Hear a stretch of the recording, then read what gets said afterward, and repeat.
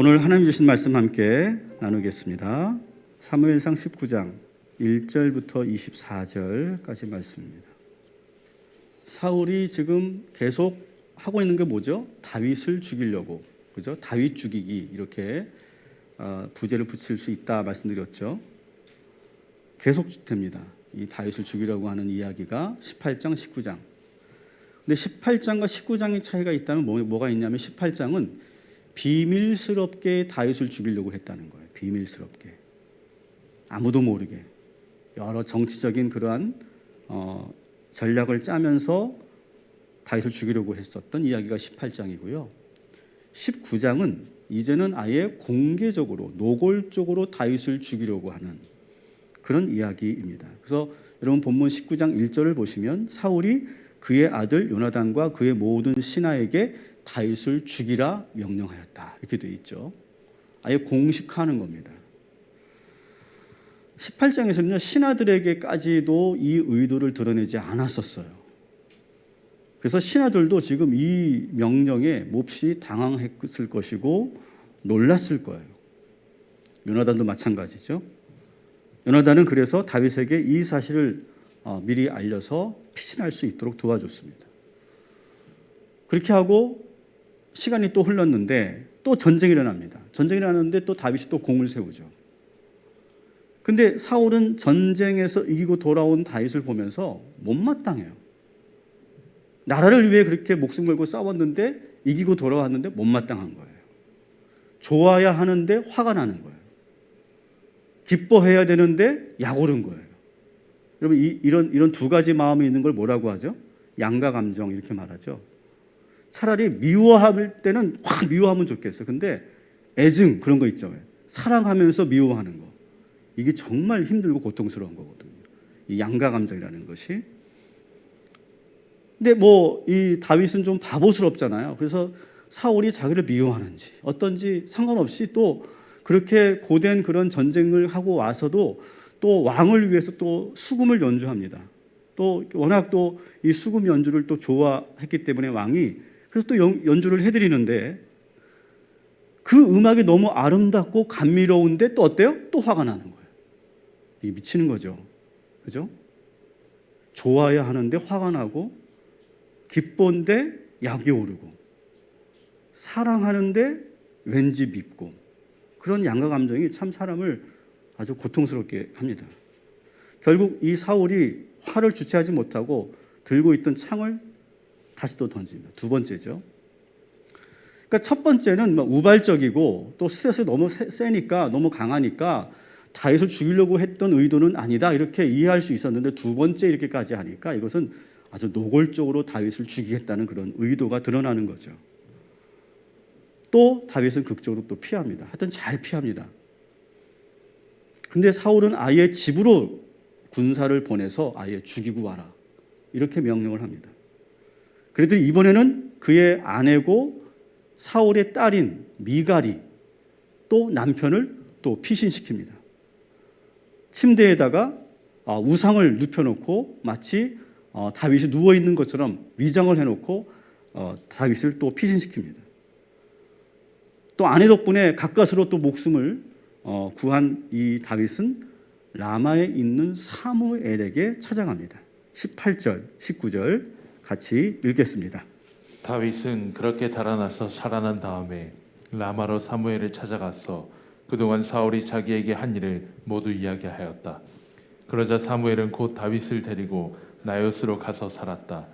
다윗이 라마의 나요스에 있다는 소식이 곧 사울에게 들어갔다. 아멘. 다윗의 입장에서는 사울을 만나면서 아마 눈물을 흘리지 않았을까. 그리고 모든 얘기를 합니다. 자기가 당했던 이야기를 다 낱낱이 사무엘에게 합니다. 사무엘이 딱 듣고 나니까 지금 상황이 심상치 않다고 생각해서 지금 다윗을 어디로 데려가냐면 따라합시다. 나요시라고 하는 곳으로 데려가요. 근데 이 나요시라고 하는 곳이 지명인지 어디에 있는지 정확하게 학자들도 의견이 분분한데 공통적인 것은 이 나요시라고 하는 곳에는 뭐가 있었냐면 선지자들이 훈련받는 선지 학교가 있었던 곳이다. 이렇게 우리가 공통적으로 합의하고 있습니다. 다시 말하면 선지자 공동체 안에서 다윗을 보호하겠다. 이것이 사무엘의 그런 계획이었던 거예요. 아무리 사울 왕이라고도 해도 선지자들이 있고 더구나 사무엘이 있는 곳까지 쳐들어와서 다윗을 잡아갈 수는 없을 거다. 이렇게 생각할 수 있는 거죠. 뭐 우리 70년대 80년대 뭐 데모할 때 학생들이 도망치고 숨다가 어디로 보통 숨었냐면 명동성당 같은 곳으로 숨었습니다. 그러면 경찰들이 따라오지 못했고 추격하지 못했었죠. 그런 거 비슷한 거죠. 그런데 사울은 멈추지를 않아요. 사무엘이고 선지자고 눈에 보이지 않습니다. 하나도 무섭지가 않아요. 그냥 오직 다윗을 죽이겠다는 그 일념 하나예요. 아무것도 안 보여요. 지금 제정신이 아닌 거죠. 그래서 부하들 시킵니다. 나요시고 뭐고 선지자고 뭐고 사무엘이 있고 뭐고 난 몰라. 가서 잡아와. 그렇게 명령합니다. 사무엘은 군사들이 몰려오는 것을 보고 선지자들을 모이게 하고 이렇게 합니다. 20절 같이 읽습니다. 사울은 다윗을 잡아오라고 부하들을 보냈다. 그들이 가서 보니 예언자들 한 무리가 사무엘 앞에서 춤추고 소리치며 예언을 하고 있었다. 그 순간 그 부하들에게도 하나님의 영이 내리니 그들도 춤추고 소리치며 예언을 하였다. 아멘. 놀라운 일이 일어난 거예요. 다윗을 잡으려고 왔던 군인들에게도 그 선지자들이 거기서 소리치면서 기도하고 그리고 하나님의 예언을 하고 있는 그 분위기, 영적인 분위기 속에 군인들도 덩달아 같이 거기서 소리 지르고 그리고 춤을 추고 그리고 중얼중얼 예언을 하고 있어요. 여기서 아마 군인들이 한 예언은 뭐 진짜 하나님의 음성을 막 이렇게 예언하는 게 보다 좀 이렇게 혼미한 상태가 된 거죠. 정신이 없는 거죠. 중얼중얼 하는 거죠. 막 춤을 추면서. 이게 한 번이 아니라 두 번째 군사들을 보냈을 때도 그랬고 세 번째 군사를 보냈는데도 마찬가지예요. 그래서 이번에는 사울이 직접 군사를 이끌고 가는데 사울에게 또 어떤 일이 일어납니까? 23절, 24절 같이 읽습니다. 사울이 거기에서 라마의 나요스로 가는데 그에게도 하나님의 영이 내려서 그는 라마의 나요스에 이를 때까지 계속하여 춤추고 소리치며 열광 상태에서 예언을 하며 걸어갔다. 사무엘 앞에 이르러서는 옷까지 벗어버리고 춤추고 소리치면서 예언을 하고 나서 그날 하루 밤낮을 벗은 몸으로 쓰러져 있었다. 아멘. 사울도 똑같이 군사들하고 똑같은 그러한 행동을 보이는데 더 심각하죠. 옷을 벗고 왕이 벌거벗은 채로 춤추고 소리 지르고 중얼거리고 있는 거예요. 누구 앞에서? 사무엘 앞에서. 여러분, 사울이 가장 무서워하는, 가장 부담스러워하는 존재가 누굽니까? 사무엘이죠. 워낙 지금 사무엘이 이 사울을 탐탁지 않게 생각하고 있잖아요. 그런데 그 앞에서 옷을 발가벗고 누워서 중얼중얼하고 있다고 생각해 보세요. 얼마나 수치스러웠을까? 그 정신이 딱 들었을 때. 완전히 찍히는 거죠. 사무엘에게 이제. 결국 이번에도 사울은 다윗을 죽이는데 실패합니다. 이게 오늘의 이야기예요. 저는 오늘 이 말씀을 보면서 저는 전문적인 심리치료사는 아닌데 이해하고 들어주십시오. 저는 전문적인 심리치료사는 아닌데 저는 이 사울의 이 모든 행동을 보면서 이 사울이 상당히 심각한 정신적 질환을 갖게 되었다라고 하는 것을 저는 보게 됐어요. 사울은 지금 아주 전형적인 어떤 병을 갖고 있냐면 따라합시다. 편집증. 전형적인 편집증 증상을 보이고 있는 거예요. 파라노이아라고 하는 건데요. 편집증이 뭐냐면 이런 거예요. 상대방이 숨은 의도를 가지고 있다고 판단하는 거예요. 그리고 그것이 절대 사실이라고 믿어요. 그리고 그것을 계속 끊임없이 생각하는 증상. 이것이 바로 편집증입니다. 강박증과 좀 다르죠. 그러니까 예를 들어서 이런 거죠. 가장 많이 드러나는 것이 배우자가 바람을 핀다. 의심하는 거죠. 그러니까 이게 생각 정도가 아니라 뭐라고 확신해요. 이렇게. 편집증은 확신의 단계예요. 확신의 단계. 누군가가 날 미행한다. 이게 확신이에요. 그리고 나를 의도적으로 접근해서 나를 해하려고 한다. 이게 그냥 생각하는 정도가 아니라 의심하는 정도가 아니라 그렇게 아예 믿고 있는 그런 증상, 이것이 바로 편집증이죠. 편집증이 무서운 것은 누가 봐도 이것은 사실이 아닌데 말도 안 되는 건데 자기는 확실하다고 생각한다는 거예요. 그래서 병인 거죠. 근데 이 편집증에 걸린 사람을 잘 보면요, 겉으로는요 아주 이성적이고 차분하게 보여요. 그래서 자기가 보는 것이 사실이라는 것을 증명을 합니다. 논리적으로.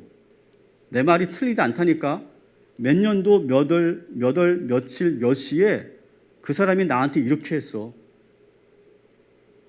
한두 개가 아니야. 증거가 너무너무 많아.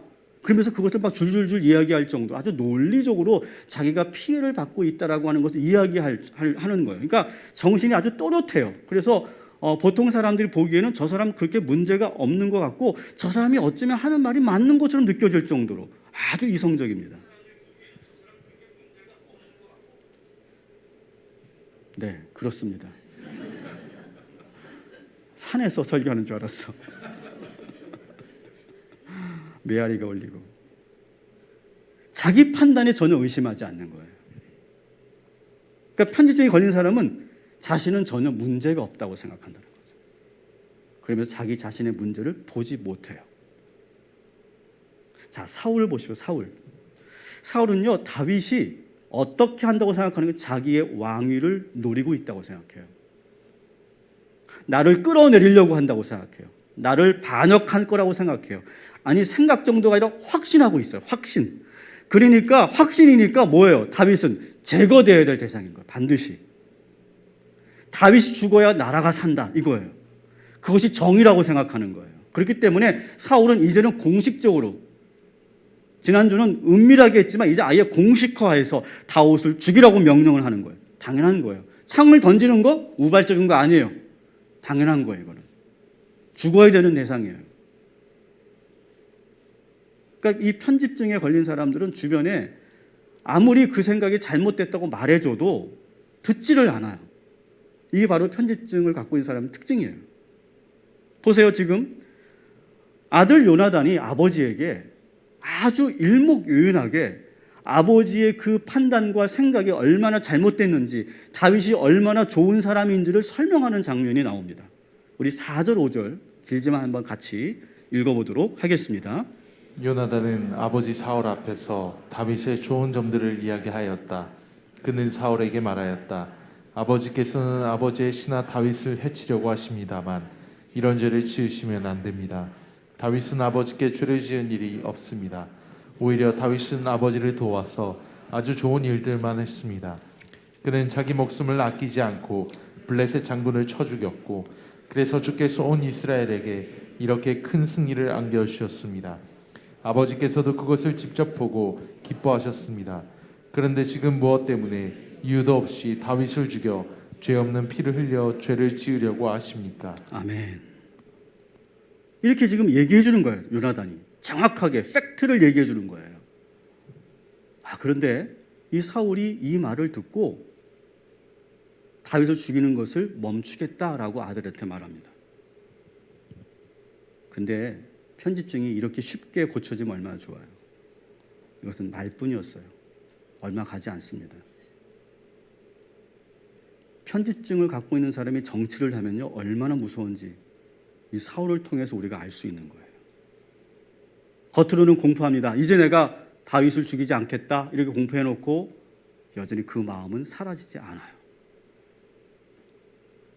주변에서 아무리 얘기해도 그게 들리지 않는 거예요. 자, 그 딸 미갈이 어떻게 합니까? 미갈이 아버지의 그 결정이 잘못됐다는 것을 몸으로, 행동으로 보여주죠. 남편을 피신시킵니다. 다윗을. 그리고 아까 말한 것처럼 위장을 침대에 눕혀서 위장시켜 놓습니다. 아버지를 속이는 거죠. 아버지의 뜻에 반하는 거죠. 자, 여러분 보세요. 아들과 딸이, 가족들이 지금 아버지의 그 생각과 이 행동이 잘못됐습니다라고 말을 하는데 이 사울이 들어요, 안 들어요? 안 들어요. 안 들어. 오히려 자기 편을 안 들어준다고 호통을 칩니다. 미갈에게. 아니 내가 누구 때문에 이렇게 다윗을 죽이려고 하는 건데 저놈의 자식들은 저렇게 아버지 뜻도 모르고 아버지 편도 안 들고 왜 저러는지 모르겠다고 막 더 화를 냅니다. 불같이 화를 내죠. 편집장이 무서운 이유는 자기가 병들었다는 것을 몰라요. 인정하지 않아요. 죽어도 인정하지 않습니다. 그래서 치료할 기회를 놓쳐요. 그래서 자기가 병인지 몰라요. 그래서 놓치고 더 심각해져요. 그래서 무서운 거예요. 그리고 또 이 편집증이 무서운 이유는 강박증 같은 경우는요. 강박증은 반복적인 행동을 혼자 하는 거예요. 혼자. 막 손을 씻는다든지 그런 것들. 근데 편집증은요. 상대방에 대한 그런 적대심이거든요. 그렇기 때문에 그 피해 망상 때문에 반드시 상대를 해치게 돼 있어요. 그래서 나중에 보면 아주 대형 사고가 일어날 때가 많이 있다는 거예요. 편집증에서. 오늘 본문에 보니까 사울이 이렇게 심각한 상태가 된 이유를 이렇게 설명합니다. 19장 9절 같이 읽습니다. 여호와께서 부리시는 악령이 사울에게 접하였으므로. 하나님 말씀은 악령이 그에게 임했기 때문에 이런 증상이 심해졌다는 거예요. 고대 사회는 여러분 아시는 것처럼 의학이 발달하지 않았기 때문에 어떤 정신적인 문제가 있으면 다 영적으로 보려는 그런 경향이 있었죠. 근데 오늘날 현대 의학이 발달하면서 영적인 영역과 정신적인 영역을 어느 정도 분별할 수 있는, 완벽하지 않지만 분별할 수 있는 그러한 정도는 됐어요. 그럼 이 사울의 증상은 어떤 거냐? 저는 혼재되어 있는 거라고 생각해요. 혼재되어 있는 거. 제가 한번 도표를 한번 보여드릴게요. 이런 거예요. 제가 지난주도 비슷한 도표를 보여드렸는데 나쁜 생각을 하는 거예요. 내 마음에 나쁜 감정을 계속 품고 있는 거예요. 그러면 어떻게 돼요? 여러분 18장 10절에 그렇게 오랫동안 다윗을 미워하고 의심하는 생각을 계속 품고 있으니까 어떻게 합니까? 악한 영이 들어왔다고 그랬죠. 악한 영이 들어오면서 이 사울의 편집증이 더 심각해지는 거죠. 그래서 아주 심각한 정신적인 병리 형상이 나타나는 거죠. 그리고 그러한 상황에서 영이 완전히 지배해버리고 덮쳐버리는 상황. 이것이 바로 다윗의 현재의 그런 모습이라는 거죠. 따라합시다. 사울은 지금 많이 아픕니다. 여러분 사울은요 지금 많이 아픈 거예요. 나쁜 놈이 아니라 사실은 많이 아픈 거예요. 보세요 여러분 발가벗고 사무엘 앞에서 발가벗고 중얼중얼 거리는 사울을 한번 보세요. 저는요 그 장면을 보면서 왠지 짠하더라고요. 막 안간힘을 쓰는 그 모습, 막 발버둥을 치잖아요. 그 왕위를 막 그냥 놓치지 않으려고 빼앗기지 않으려고 사실이 아닌데 막 의심하면서 막 그런 모습이 너무 불쌍해요. 여러분 주변에도 그런 사람이 있을 거예요. 막 안간힘을 쓰는 거예요. 막 안 되는 일인데도 막 그냥 억지로 막 하려고 하고 막 안간힘을 쓰는데 아무것도 되지 않고 막 그런 사람들이 있죠. 막 그런 사람 보면 어때요? 막 짠하죠. 안타깝죠. 치근해 보입니다. 여러분 근데 이런 편집 장애는요 우리 현대인들에게 상당히 많이 나타나는 병이에요. 그래서 어떤 전문가는 이렇게 말합니다. 현대인이라면 누구나 가지고 있는 현대병이다. 이 편집증은. 우리 모두가 다 가지고 있다는 거예요. 동의하시면 아멘 하세요. 아멘은 안 하시죠. 제가 설명해 드릴게요. 우리가 조금씩 다 갖고 있을 거예요 아마. 모든 상황을 다 자기 중심적으로 보는 거예요. 그리고 내가 갖고 있는 부정적인 생각을 굳게 믿고 확신하고 있어요. 이러다 보면 이것이 계속 오래 가다 보면요.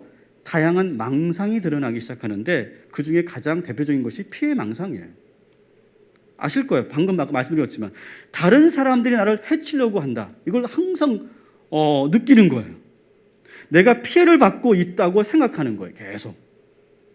실제로 그렇게 해하지도 않았고 실제로 그 사람이 그렇게 하지 않았는데 내가 피해받고 있다고 생각하기 때문에 상대방을 미워하고 의심하고 증오하고 공격하는 거예요. 이런 피해망상, 과대망상, 질투망상. 질투망상 여러분 아시죠? 계속 의심하는 거예요. 아내를 의심하고 남편을 의심하는 거예요. 아니라고 주변에서 아무리 설명해도 당사자가 아니라고 아무리 얘기해도 이미 부정한 사람이라고. 그렇게 아예 규정해 버리는, 확신해 버리는 그런 상태. 근데 왜 이 편집증이 현대병이 되었을까? 현대 사회는요, 특히 우리가 살고 있는 도시는요, 참 힘든 게 있어요. 뭐냐면 도시에 살면서 저도 느끼는 거고 아마 여러분들 느낄 텐데 참 친밀한 관계를 맺는 게 참 어려워요. 그죠? 왜 그럴까요? 우리는 사실요, 어릴 때부터 치열한 경쟁 속에 삽니다. 여러분, 우리 라인에 저기 영재학원 있죠? 저기 일주일에 몇 번은요, 한 50명씩 줄을 쫙 서 있어요, 아이들이. 그 테스트 받으려고. 또 우리 동네에 영재가 엄청 많아요. 되게 많아. 뭐예요? 3살, 4살 된 아이들을 먼저 막 수학, 과학을 막 미리 시키는 거예요. 그리고 얘가 뭔가 특별한 게 우리 아이에게 있다. 이렇게 생각하는 거죠. 그러면서 그 아이들을 계속 뭐 하는 거예요? 그런 가운데서 무의식적으로 계속 경쟁을 시키는 거죠. 그리고 경쟁 속에 우리가 있다 보니까 항상 친밀한 관계를 맺기가 어려워요. 항상 뭔가 단절감이 있어요. 그러면서 항상 상대를 생각할 때 뭔가 내가 이용당하는 것은 아닐까? 저 사람이 거짓말하는 것은 아닐까? 속이는 것은 아닐까? 이런 생각을 항상 갖게 돼요. 그렇게 사람들을 그런 마음에서 그런 의심 속에서 기본적으로 사람을 만나기 때문에 사람 만나는 것이 참 부담스럽고 힘들어요. 그래서 그런 분이 계실 거예요. 어느 모임 갔다 오면 막 힘이 쫙 빠지고 막 식은땀이 막 흐르고 막 아프고 막 스트레스 받고 막 그런 경우. 아주 대인관계에 대해서 아주 예민해요. 대인관계를 되게 중요하게 생각하면서도 상당히 예민하고 그리고 막 거기서 많은 에너지를 쓰는 거죠. 겉으로는요 아무것도 아닌 것처럼 과시하고 거드름을 피우지만 그 내면은 너무너무 상처받기 쉬운 너무 나약한 초라한 자아를 가지고 있는 거죠. 이런 사람들은요 자기가 조금이라도 부당한 대우를 받는다고 느끼면요 아주 하찮은 일에도 공격당했다고 생각하면요 아주 불같이 화를 냅니다. 아마 여러분 이 주변에서 식당 같은 데 갔을 때 어떤 매장 갔을 때 그런 일도 많이 봤을 거예요. 팍 난리를 칩니다. 근데 왜 그런가 들어보면 별거 아니에요. 알바생이 조금 실수한 건데 그걸 가지고 막 불같이 화를 내고 조금만 무시당했다고 느껴도 아주 상대방에 대해서 아주 커다란 적개심을 갖습니다. 한번 품은 이 적대 감정은 쉽게 풀리지가 않아요. 이 도시인들은요. 그러면서 이들은 정서적으로 기본적으로 어떠냐면 아주 차갑고 냉정합니다. 쉽게 마음을 열고 대화하지 않아요. 내가 뭔가 오픈을 하면 내가 저 사람이 나의 그 약점을 잡을 거라고 생각하는지 모르겠지만 어떤 이유에서인지 자기 마음을 쉽게 열고 대화하기가 어려워요. 자기의 솔직한 모습을 보이기가 어려워요. 조용합니다. 예민하면서도 좀처럼 자신의 감정을 잘 드러내지 않고 의심이 많은 사람들 우리 주변에 참 많이 있습니다. 이들은 자신의 결점을 좀처럼 드러내지 않으려고 합니다. 그렇게 관리해야 된다고 생각해요. 그래서 어떻게 보면 조직이나 회사에서는요, 이 사람이 오히려 높은 점수를 받을 가능성이 많아요. 그래서 승진도 잘하고 출세할 가능성이 더 많아요. 그리고 이런 성격을 갖고 있는 사람들이 윗사람일 때가 참 많아요. 그리고 이런 사람들이 상사일 때는요, 자신의 그 지위와 권력을 가지고 아랫사람들을 진심으로 믿지 못해요. 저놈이 언제 나를 배신할지 모른다 이런 생각을 하는 거예요. 사울왕이 그랬던 거지 지금. 다윗을 믿지 못하는 것처럼. 때문에 조금만 실수해도 막 불효령이 떨어지고 건전한 비판과 번전한 의견을 제시해도 그걸 용납하지 못하고 그러니까 아랫사람과 주변 동료 사람들 숨이 막히는 거예요. 아주 예민합니다. 시기심도 많고. 그래서 남들이 하는 행동을 보면서 자기는 그렇게 생각해요. 나는 저 사람의 이면과 배후를 볼 수 있다. 궁예가 그랬잖아요. 관시법을 내가 가지고 있다고. 그런 것처럼 그런 생각을 합니다. 나는 딱 보면 알아 사람. 5분만 나하고 대화보면 그 사람 어떤 사람이 다 알아. 이렇게 내가 생각해 버리는 거예요. 특히 이 어떤 정치적인 그런 협상과 상황에서는요, 그 배후와 그 맥락을 파악하는 걸 아주 잘합니다, 실제로. 그래서 이 정치력과 편집증이 같이 가는 때가 참 많이 있어요. 이런 편집증이 강한 사람들은 정치가가 많거나 변호사나 법조계 상당히 많고 어떤 관리직에 임원 자리에 거기서 두각을 나타내는 사람들이 꽤 많이 있다는 거예요. 여러분 어떠세요? 제가 쭉 설명드리면서 여러분 어쩌면 나에게도 조금씩은 있는 증상 아닐까요? 여러분 주변에 이런 사람들 많이 보일 거예요. 제가 이렇게 설명하면서 어떤 사람이나 어떤 얼굴이 막 떠오를 수도 있어요. 지금 그 인간이네, 그 인간. 근데 제가 계속 말씀드리지만 이 편집증을 갖고 있는 사람은 자기가 아픈 사람이라는 걸 인정하지 않아요. 사울왕도 지금 많이 아프고 지금 그런데 그걸 자기가 모르는 거죠. 따라합시다. 사울은 많이 아픕니다. 우리도 아픕니다. 여러분 우리도 많이 아프죠. 여러분 그런데 이 편집증을 갖고 있는 사람이 개인이면 문제가 덜한데 이 편집증을 갖고 있는 사람이 단체가 되고 집단이 되잖아요. 그래서 그 사람들이 막 피해 의식 속에서 막 모여 있잖아요. 그러면 이 편집증적인 집단 광기는요 정말 무서운 거예요. 이게 지금 전 세계에 지금 불고 있는 현상 중에 하나죠. 사회학적으로. 자, 이런 것을 우리는 어떻게 해야 될까? 저는 심리치료사가 아니기 때문에 그런 심리치료법은 저는 여러분들에게 말할 수가 없어요. 하지만 저는 목사로서 이러한 사울을 어떻게 해야 되고 이러한 증상이 조금씩 있는 우리 도시인들이 어떻게 해야 되는지 저는 3가지를 여러분들에게 말씀드리려고 해요. 따라합시다. 내 생각을 너무 믿지 말고 예수님의 말씀을 들어야 합니다. 자, 여러분 생각을 믿지 말라는 게 아니에요. 여러분 생각이 잘못됐다는 게 아니에요. 너무 믿지 말라는 거예요. 여러분의 생각을요. 자, 이사야 55장 8절 9절 말씀을 한번 같이 읽어보겠습니다. 시작. 이는 내 생각이 너희의 생각과 다르며 내 생각은 너희의 생각보다 높음이니라. 아멘. 여러분 그리스도인은요 분명하게 여러분 오늘 이것만 기억하세요. 그리스도는요 내 생각보다 하나님의 생각을 믿는 사람들이 그리스도인인 줄 믿습니다. 이걸 분명히 해야 돼요. 여러분의 생각, 여러분의 판단, 여러분의 감정을 너무 믿지 마세요. 믿지 말라는 게 아니야. 너무 믿지 말라고. 너무 확신하지 말라고. 따라합시다. 나는 언제든지 틀릴 수 있습니다. 동의하시면 아멘 하세요. 여러분 우리는 언제든지 틀릴 수 있는 사람들이에요. 내가 그렇게 피해를 받고 있다라고 하는 생각 아닐 수도 있어요. 틀릴 수도 있어요. 여러분이 자꾸 논리적으로 막 그것을 막 리스트를 적어가면서 내가 피해본 그런 상황들을 아무리 여러분이 얘기하고 설명하고 그걸 정리한다고 해도 내 생각이 아닐 수 있다고요.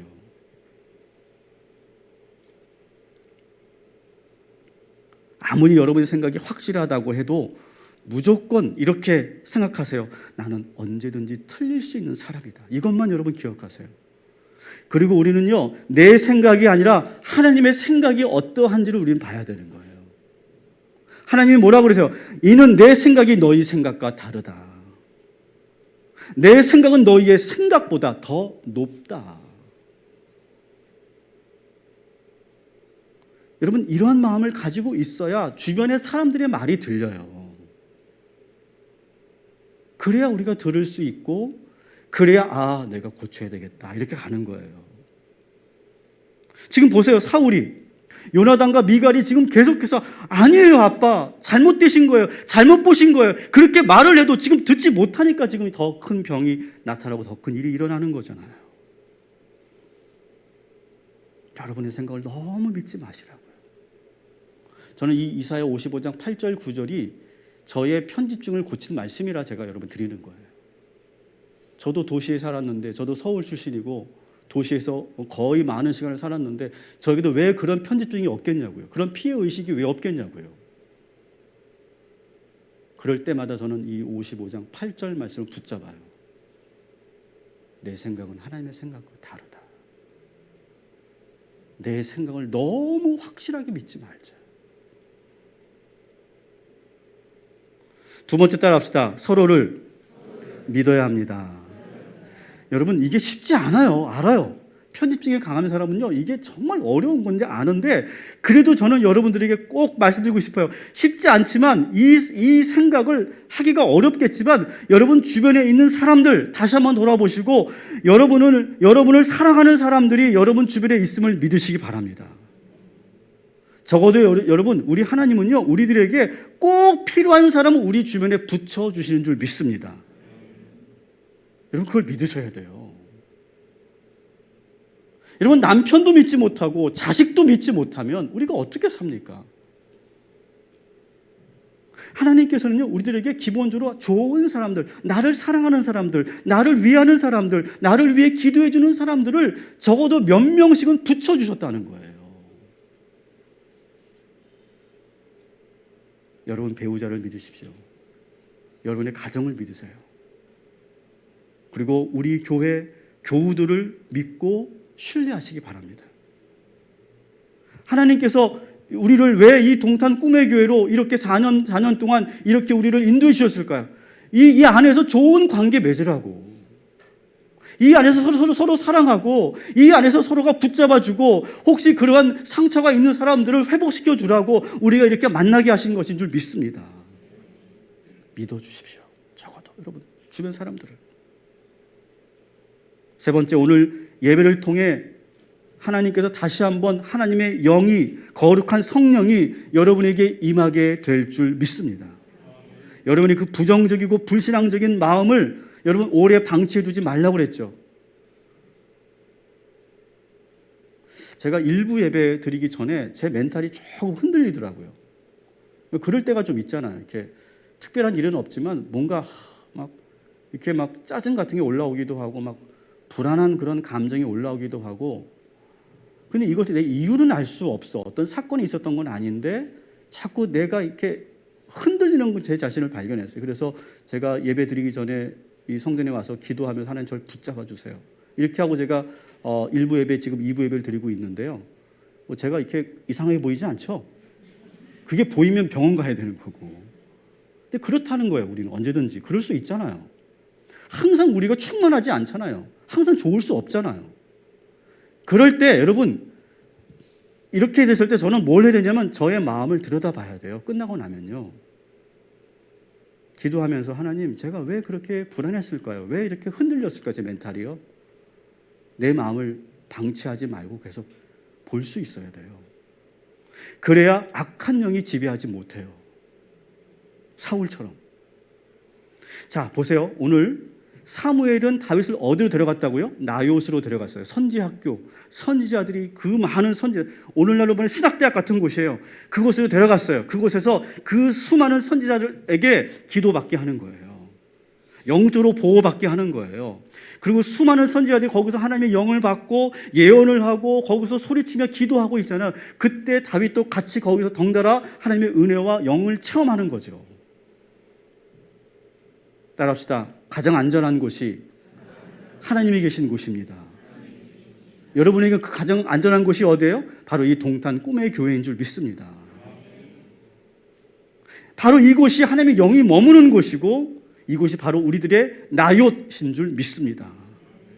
다윗은 몹시 두렵고 허탈하고 배신감을 느꼈어요. 사울에게. 야, 어쩌면 사울 왕이 나한테 이렇게 할 수가 있지?